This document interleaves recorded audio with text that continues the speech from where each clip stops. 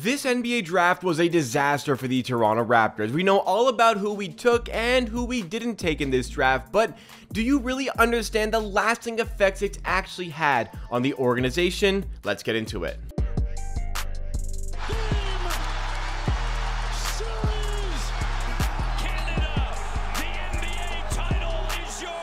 Welcome everybody to Amateur Hour Sports. For videos like this, as well as live streams and shorts all about the Toronto Raptors, you gotta be subscribed to the channel. You can help me on my road to 16,000 subscribers and get on board with all this great Raptors content for the rest of the offseason. But we all know about the story when it comes to the 2020 NBA entry draft. This was a draft where the Raptors selected Malachi Flynn with the 29th overall pick, and after 3 seasons in the league, it has become pretty evident that the pick has not quite worked out. And even still, Malachi Flynn still finds himself with a place on the roster and with a guaranteed contract going into his 4th year, which absolutely was not guaranteed to him when he signed his rookie contract coming into the NBA. So, how did we get to this point with the player, and what are the actual lasting implications that he's had on the team? Because, I gotta tell you, they are a lot more severe than you think. So, for starters, if you don't know the full story when it comes to that NBA draft, let me fill you in. The Raptors, after a very successful season to follow up the NBA championship, where they had the 2nd best record in the NBA, were given the 29th overall pick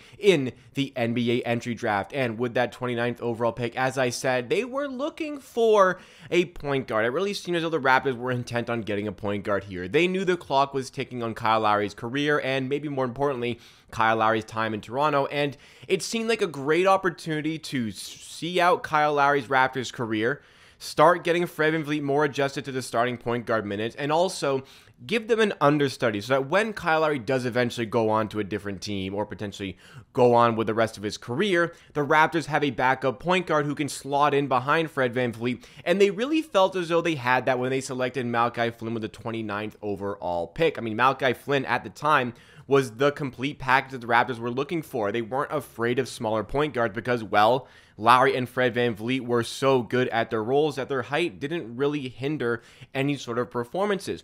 Also with Malachi Flynn, the fact that he was an excellent three-point shooter and he was the reigning Mountain West Conference Defensive Player of the Year, there was a lot of reason for optimism, and the optimism grew even further when you consider the fact that not only did he win Mountain West Conference Defensive Player of the Year from the point guard position, no less, he was also the Mountain West Conference Player of the Year. Now, I understand it's the Mountain West Conference. If it's in a better conference, he'd obviously be going a lot higher in the draft, but something is there to be said about his ability as a point guard and as a defender for winning both of these accolades. And how he managed to win that MVP award for his conference was down to his typically pick and roll play. Malachi Flynn in college was a pick and roll master. He was the best pick and roll player in the nation leading up to that 2020 NBA entry draft. So, of all the players the Raptors worked out and maybe were considering drafting, I was very high on Malachi Flynn myself, and I think the Raptors had a right to be high on him as well. Now, in hindsight, like I said, the pick hasn't worked out. So I don't like looking at these decisions through the lens of hindsight. Like in hindsight, you should not have taken Malachi Flynn with a 29th overall pick, but given the circumstance at the time, all of the signs pointed towards this being a great point guard that the Raptors could shape for their future, eventually replacing Kyle Lowry and becoming the backup point guard and giving Fred VanVleet the opportunity to be the main point guard for the team. Well, Fred VanVleet certainly did become the main point guard for the team, eventually becoming an NBA All-Star himself, but Malachi Flynn never grew into the backup point guard that we wanted. But how much of the blame can you really put on the front office for this? Leading into the draft, I had an understanding the Raptors were looking for a point guard, and as you know with this channel, every year I do my NBA draft wish list. This was actually the first year I did my wish list, and it was a very, very small wish list, but there you have it. Malachi Flynn was actually 2nd on my list leading into the NBA draft, behind Tyler Bay, who was selected a little bit down the line at 36 overall, and with the hindsight that we have today, was clearly the inferior pick to Malachi Flynn. But for the reasons I'm going to also explain in this video, Tyler Bay may have been better for the Raptors to take, even though he was the worst player. But nonetheless, Malachi Flynn was very high on my list, and when the Raptors selected him with that spot, and they wanted to go in the point guard direction, Malachi Flynn was the highest point guard on my wish list. I was extremely happy the Raptors decided to choose this player, but now we can see how it all turned out. Because Malachi Flynn was selected 29th overall, but one pick later at 30th overall, was Desmond Bane. And Lord knows, looking at this Raptors team right now, the lack of floor space and the lack of shooters overall, Lord knows they could have really used Desmond Bane. The Celtics also could have used Desmond Bane, but after drafting him, they actually traded him to the Memphis Grizzlies, so Celtics fans might be gritting their teeth at this one a little bit as well. I think we kind of learned these days that if Memphis are willing to trade up for a guy, they probably know what they're doing, and you should maybe keep a hold of that player. But nonetheless, the Memphis Grizzlies ended up with Desmond Bane, despite the Raptors having the opportunity to get Bane one pick before. Once again, I'm going to reiterate, hey, the Raptors were looking for a point guard. They got Malachi Flynn. It made sense at the time. It made a lot of sense at the time. We didn't know Desmond Bane would blossom into this. The Raptors may have been a little bit worried about his shorter arms. You know, Masai Ujiri, Bobby Webster, how they like to draft players with those very long wingspans. Desmond Bane did not fit into that mold. So, unfortunately, Desmond Bane was passed up, and it's something I think about every time I see Desmond Bane play.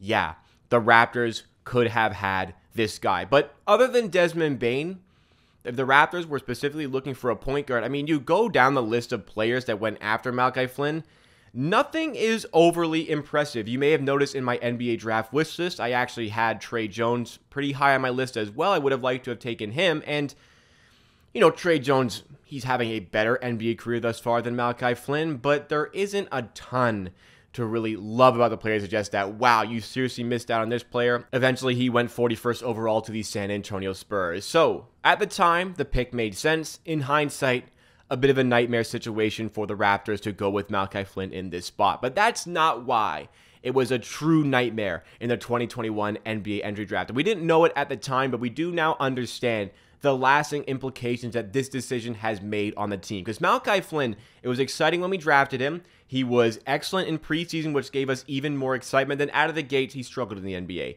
He went into the G League, where he played pretty well, eventually getting himself back up to the NBA level for the tanking Tampa Bay Raptors, where he got plenty of ball time, plenty of play time, and showed a lot of promise, where we were kind of like, okay, not great at the start of the season.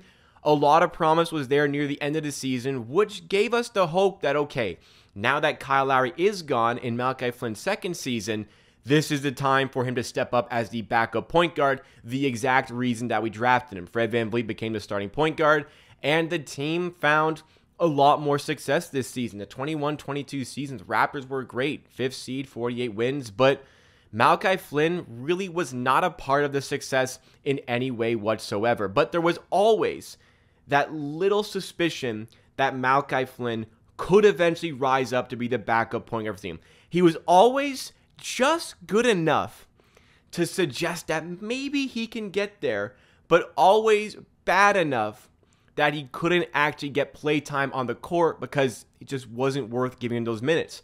The defensive capabilities that he showed in the Mountain West Conference as the Defensive Player of the Year went out the window. His jump shot absolutely lost its consistency. You could not rely on him in any way whatsoever to knock down three-pointers, no matter how open it is. Like, I've never seen anybody with such a nice jump shot, such a smooth jump shot, who can't hit any of their threes in NBA games. And his three-point percentage did climb a little bit this season. I'll give him credit for that. But for the most part, really struggles to knock down his three balls. And for a player who needs the ball in his hands to be successful, when it comes to the NBA, if you need the ball in your hand to be successful, you need to be really damn good. Malachi Flynn does not fit that category. So how do these role players in the NBA stay relevant? Because Malachi Flynn has talent. He's more talented than a lot of players in the NBA. He's more talented than some players who get plenty of minutes in the NBA. The difference being these players have found ways to make themselves relevant and important to their teams and their rotations with the way they play without having the ball in their hands consistently. Malachi Flynn has not been able to find a way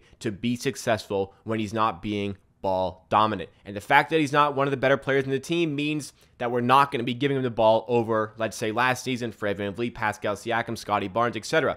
These guys are going to get the ball. Malachi Flynn is not. So how can you still find ways to affect the game? Malachi Flynn never quite figured it out. So let's go back to my number one guy on the wish list. Now, I'm going to concede I was very, very wrong about having Tyler Bey above Malachi Flynn on my NBA draft wish list going into the 2020 NBA draft. I will concede that. But remember earlier when I mentioned he went 36 overall, so it was better to take Malachi Flynn, but perhaps it wasn't better to take Malachi Flynn. The reason being, maybe it wouldn't have been better, was because Tyler Bay, you knew right away pretty much that there was not going to be a future in the NBA. But because Malachi Flynn has always given us that little bit of hope, that glimmer of hope that he can reach the backup point guard status for this team, he can get there, it has cost the Raptors many talented point guards, but more importantly, it has cost the Raptors in the sense that they have never gone out and gotten a true backup point guard because there's always been that belief and suspicion maybe Malachi Flynn can do it. And the direct effect that had on the team over the last specifically 2 seasons has been detrimental to Fred VanVleet. It's no secret that the injuries have hampered Fred VanVleet's athleticism. Because his athleticism has been hampered, his defensive capabilities has been hampered, and we really noticed that last season with his point of attack defense. But he was consistently, for 2 years, overexerted, overworked, averaging the most minutes in the NBA in those 2 seasons because there was no suitable backup point guard to put in his place. When Fred VanVleet checked out, everything on the court went to shit because we never had the backup point guard we could trust to play there because we always believed it could be Malachi Flynn at some point, and therefore we never actually went out and got a true backup point guard for the team, so we had no choice but to overplay Fred VanVleet. Because of the team having Malachi Flynn and always having that little bit of hope, they have had to give up on talented players like even Justin Champagnie, who got waived, Delano Banton, and now possibly it's going to be Jeff Dowden, who loses his job with the Raptors at the end of training camp, as there are 15 players on guaranteed contracts, Malachi Flynn included, but Jeff Dowden is not on a guaranteed contract, so the Raptors have to waive somebody in order to keep Jeff Dowden on their team. It's cost us with those players having to potentially leaving, and it's cost us the ability to actually go find a true backup point guard for this team. So, drafting Malachi Flynn 29th overall wasn't the nightmare.